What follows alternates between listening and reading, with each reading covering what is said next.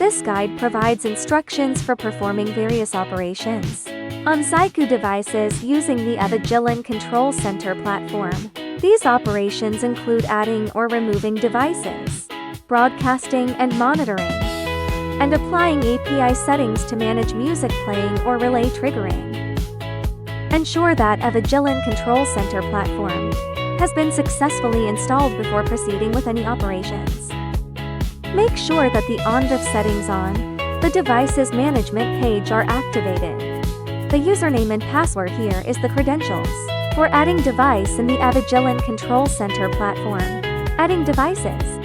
Log into the Avigilon Control Center 7 client. Click on the New Task icon in the upper left corner, and select the Site Setup option to access these top-to-top. Click on the Connect Disconnect Devices option to initiate the device adding process.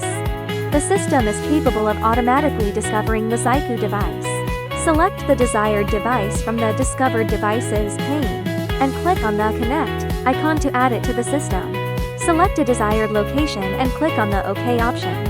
The picture below demonstrates that the device has been added. Broadcasting. Navigate to Setup tab, select the device from the Devices tree, and click on the General icon to rename the device. Click the Speaker Off toggle to enable audio broadcasting. Speakers connected to the device will broadcast audio from the microphone that is connected to the local account client.